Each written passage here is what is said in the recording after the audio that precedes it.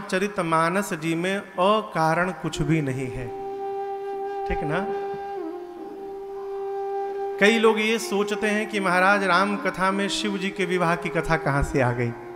कथा तो राम जी की सुनने बैठे हैं और कल पूरी कथा शिव जी के बारे में चर्चा होती रही।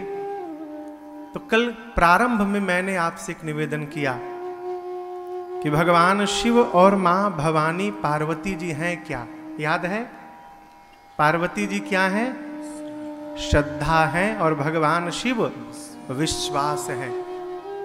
भवानी शंकरौ वंदे, कौन? श्रद्धा विश्वास रूपिणो। मां भवानी और भगवान शिव विश्वास और श्रद्धा हैं। पार्वती जी श्रद्धा हैं, भगवान शंकर विश्वास हैं। राम कथा के पूर्व प्रारंभ में गोस्वामी श्री तुलसीदास जी महाराज ने श्रद्धा रूपी पार्वती मैया और विश्वास रूपी भगवान शिव को परिणय के सूत्र में बांधा, इन दोनों का मिलन कराया। क्यों? जीवन में जब तक श्रद्धा और विश्वास का मिलन नहीं होगा तब तक राम कथा रूपी गंगा का प्रवाह होने वाला नहीं है। आप यहां बैठे हैं तो ये आपकी श्रद्धा और कथा के प्रति विश्वास का परिणाम है कि आप बैठे हैं, और दोनों एक दूसरे के पूरक हैं। श्रद्धा होगी तो विश्वास भी जागृत होगा, विश्वास होगा तो श्रद्धा अपने आप जागृत हो जाएगी। मानस का सिद्धांत कहता है कि जाने बिनु न होई परतीति, अब बिनु परतीति होई नहीं प्रीति। आगे सुनिए, प्रीति बिना नहीं भगति दृढ़ाई, जिमी खगेश जल के चिकनाई। ये एक क्रम है मानस में। उत्तरकांड में कागभुषुंडी जी गरुण जी से कहते हैं, जब तक जानेंगे नहीं तब तक प्रतीत नहीं होगा, विश्वास नहीं होगा, ठीक ना। विश्वास के लिए जानना पड़ेगा। क्या जानना पड़ेगा? महात्म्य को जानना पड़ेगा, महिमा को जानना पड़ेगा। इसीलिए नियम बनाया गया, किसी भी तीर्थ में जाइए, किसी भी क्षेत्र में जाइए तो वहां की महिमा को जानने का प्रयास करिए। अब जैसे परसों के दिन शोभा यात्रा निकली ना, सामने से ही निकली लक्ष्मण तीर्थ से, मंदिर से। तो जैसे मैं मंदिर के भीतर पहुंचा तो वहां जो पुजारी जी महाराज थे उन्होंने 2 मिनट के भीतर ही इस तीर्थ की महिमा सुना दी। अब महिमा जान लेने के बाद मेरी श्रद्धा और बढ़ गई। पहले तो ये जानता था कि लक्ष्मण तीर्थ है, क्यों है ये महिमा पुजारी जी ने सुनाई, तो सुनने के बाद विश्वास प्रबल हुआ और श्रद्धा जागृत भई। जानने का अर्थ है महिमा को जानना, महात्म्य को जानना। आप लोग धीरे धीरे थोड़ा आगे बढ़ाइए, जो जगह है उसी में बैठना है, ठीक ना। जगह है तो आगे आगे थोड़ा बढ़ाइए, जगह है अगर सामने थोड़ा बढ़ाइए, एसी है, गर्मी नहीं लगेगी। जानने से विश्वास होता है, जाने बिनु न होई प्रतीति यानी प्रतीति यानी विश्वास। अब बिनु परतीति होई नहीं प्रीति, बिना विश्वास के प्रेम होने वाला नहीं है। यहां एक दूसरी बात आपसे निवेदन करूं, जिससे प्रेम बना के रहना है, रखना है, वहां विश्वास को कम होने मत दीजिए। जहां प्रेम सदैव बना के रखना है वहां अविश्वास का प्रवेश ही मत होने दीजिए। क्यों? प्रेम तभी तक है जब तक विश्वास है। बिनु परतीत होई नहीं प्रीति। जिसको प्रेम करते हैं उसके बारे में सुनना बंद करिए, उसके खिलाफ अपने प्रति विश्वास रखिए। सामने वाला क्या कर रहा है उसे करने दीजिए, आप विश्वास में रहिए। आप यदि विश्वास में रहेंगे तो कभी भी आपका प्रेम समाप्त होने वाला नहीं है। बिनु परतीत होई नहीं प्रीति। और जब तक प्रेम नहीं होगा तब तक भक्ति जन्म लेने वाली नहीं है। भगवान की भक्ति को प्राप्त करने का माध्यम है भगवत प्रेम। अब भगवत प्रेम कैसे उत्पन्न होगा, तो उसी के लिए राम कथा है। भगवान की कथा निरंतर सुनते सुनते एक दिन भगवान के प्रति प्रेम जागृत होता है, और यही भगवत प्रेम हमको भगवत भक्ति प्रदान कर देता है, और भगवत भक्ति ही भगवान से मिला देता है। ये क्रम है पूरा। भगवान शंकर विश्वास है, मां भवानी श्रद्धा है। इन दोनों का विवाह हुआ। विवाह का फल बाबा कहते हैं, यह उमा शंभु विवाह जे नर नारी कहीं जे गावहीं। सुनने को नहीं कहा, यह उमा, उमा मने पार्वती जी, और शंभु विवाह जे नर नारी। दो काम, कहीं अथवा गावहीं। जो नर नारी श्री राम भगवान शंकर और मां भवानी के विवाह की कथा को कहेगा अथवा गाएगा, क्या होगा महाराज? कल्याण। पहला काम होगा उसका कल्याण होगा। कल्याण काज विवाह मंगल सर्वदा सुख पावनी। उस जीव का जीवन में सर्वकाल कल्याण होगा, उस जीव का जीवन में सर्वकाल मंगल होगा। और आगे की बात, वो किसी भी स्थिति और परिस्थिति में रहे, वो जीवन में सदैव सुखी बना रहेगा। ये भगवान शंकर और मां भवानी के विवाह की फलश्रुति है। कल आपने श्रवण किया, तीर्थराज प्रयाग में भरद्वाज जी ने याज्ञवल्क्य जी से प्रश्न किया था। क्या प्रश्न किया था? कुछ याद है? क्या किया था? राम जी कौन है पूछा गया था। राम जी के विषय में सुनाया गया, भगवान शंकर के विषय में। लेकिन यहां दर्शन करिए, श्रोता का लक्षण है, श्रेष्ठ के सामने बैठे श्रेष्ठ जो भी सुना रहा है उसको श्रद्धा पूर्वक श्रवण करता रहे, ये प्रथम लक्षण है। पूछा जा रहा है शंकर जी के, राम जी के बारे में सुनाया गया, शिव जी के बारे में। भरद्वाज जी ने रोका नहीं, बीच में सुने और प्रेम बढ़ता गया। क्यों? मन में सोचने लगे कि शिव कथा सुना रहे हैं तो इतना आनंद आ रहा है, जब ये मेरे रघुनाथ जी की कथा प्रारंभ करेंगे तो कितना आनंद बरसेगा। इसकी कल्पना करके प्रेम बढ़ गया। यहां चौपाई का दर्शन करिए, बाबा कहते हैं, शंभु चरित सुने सरस सुहावा। शंभु चरित सुने सरस सुहावा।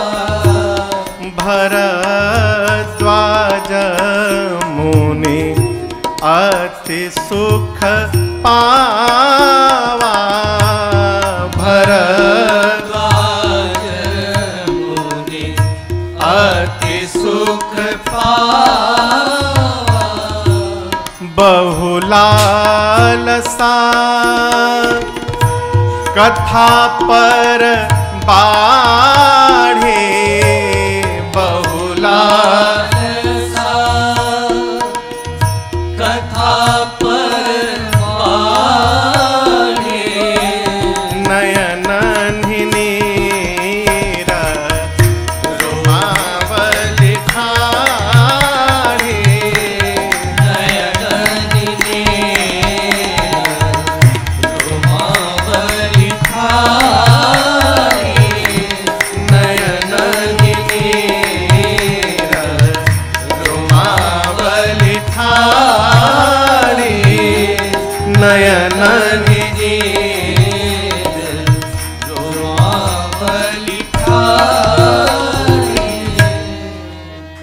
शंभु चरित सुनी सरस सुहावा, भरद्वाज मुनि अति सुख पावा। अति सुख का परिणाम कथा पर प्रेम और बढ़ गया। बहु लालसा कथा पर बाढ़ी। देखिए, कथा हम सुने हैं, कथा हमारे मन को भाई है, इसका केवल एक लक्षण है कि कथा सुनने के बाद भी कथा सुनने की चाह बनी रहे। प्यास लग जाए, पानी पीजिए तो आदमी तृप्त हो जाता है, लेकिन ये ऐसी प्यास है माई बाप, जितना पान करिए तृप्त नहीं होता, प्यास और बढ़ती जाती है। भरद्वाज जी के मन में कथा के प्रति प्रेम बढ़ गया और शिव चरित्र सुनकर यहां दर्शन करिए। नयन ही नीरा रोमावली नेत्र से झरझर प्रेम के अश्रु निकलने लगे। शरीर का एक एक रोम पुलकित हो गया। किसका किसका? हाँ कहिए। श्री भरद्वाज ऋषि का। अब यहां समझिएगा भगवान के भक्त का लक्षण क्या है। अपने जाने में तो सभी भगत है, टीका लगा लिए भगत है? लेकिन वास्तव में भगवान के भक्त का लक्षण क्या है? राम जी कहते हैं लक्ष्मण जी से, भाई मम गुण गावत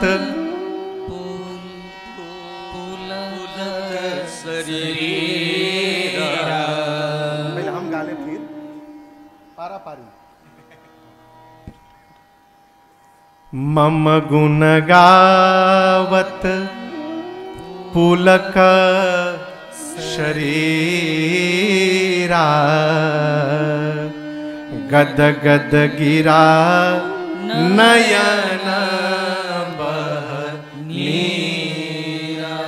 भगवान के भक्त का एकमात्र लक्षण है कि वो जब भगवान की कथा का गुणगान करता है तो पहले गदगद गिरा, वाणी अवरुद्ध होने लगती है।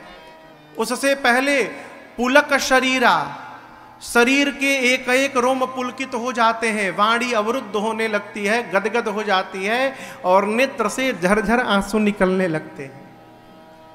अब यहां समझिएगा, रोने वाले बहुत तरह के लोग हैं। कई लोग पूरी कथा रोते रहते हैं केवल, नकली आंसू भी बहाते हैं लोग। एक कथा में एक भाई साहब भरत चरित्र की कथा में बड़ी रोए और 1 महीने बाद पता चला कि वो अपने भाई से केस लड़ रहे हैं। आप दर्शन करिए, वो फिर रो क्यों रहे थे? आंसू निकालने के बड़े उपाय हैं। ग्लिसरीन आता है, धीरे से आंख के यहां लगा लीजिए, घंटों नकली आंसू निकलेगा।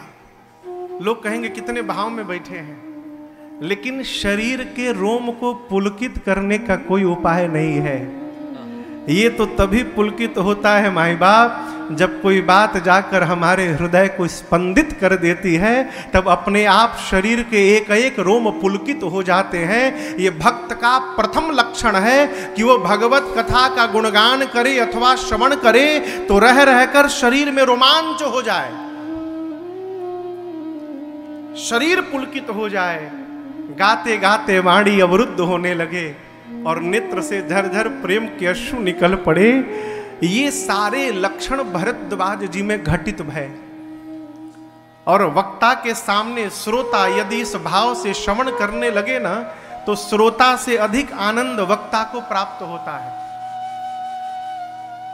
यहां आप लोग 500, 600, 700 लोग हैं। अभी हम जो पीछे की कथा गा के आ रहे हैं, वहां 20,000 लोग थे कम से कम। आप लोग देखे होंगे काशी की कथा में 20,000 लोग थे कम से कम, अपार भीड़ थी। वहां से 20,000 से सीधे हम 500 में आ गए हैं। लेकिन आपको एक बताऊं, कथा गाने में तनिक भी आनंद में कमी नहीं है, हो उससे कहीं अधिक आनंद आ रहा है। क्यों? एक तो धाम है, दूसरा सौभाग्य है कि यहां अवसर मिला। और जितनी श्रद्धा से आप जितने लोग ही हैं बैठ के सुन रहे हैं, ये श्रद्धा सब जगह प्राप्त नहीं होती। सुधी श्रोता को प्राप्त करके वक्ता भी आनंद में आ जाता है। भरद्वाज जी जैसे श्रोता को श्री याज्ञवल्क्य जी देखे, उनकी भाव भंगिमा देखे, बोल पड़े, अहो धन्य तव जन्म मुनीसा, तुम ही प्राण सम प्रिय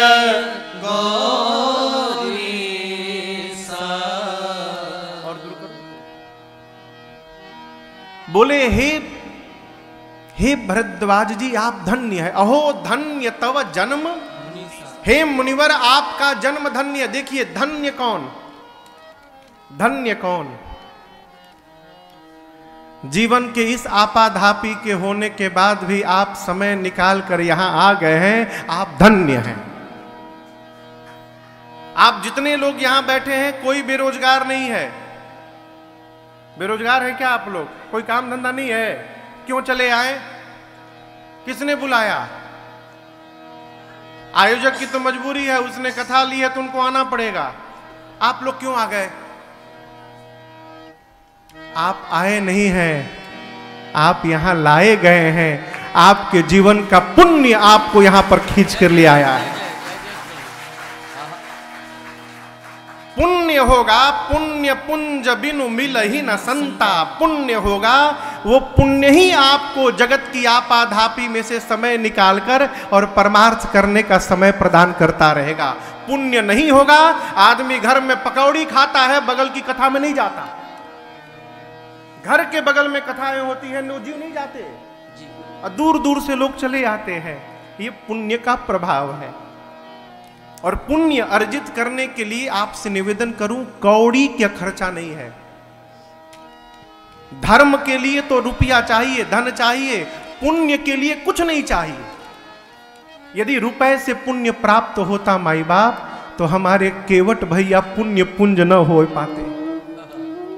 जिनके पास रात्रि के भोजन का भी ठिकाना नहीं है, उन केवट जी के ऊपर देवता पुष्प की वर्षा करके कहते हैं, यही सम पुण्य पुंज को नाही। वो कहां से बन गए पुण्य पुंज? पुण्य जीवन में अर्जित करना हो तो कौड़ी का काम नहीं है। पुण्य क्या है माई बाप? राम जी कहते हैं, पुण्य एक जग महु नहीं दो। पुण्य एक है केवल, दूसरा नहीं है। क्या पुण्य है? मन क्रम बचन विप्रपद पूजा।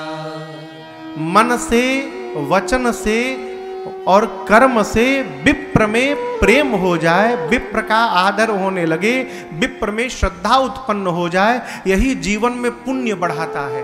विप्र कौन? विप्र कौन? विप्र कौन कहिए? विप्र नहीं जानते?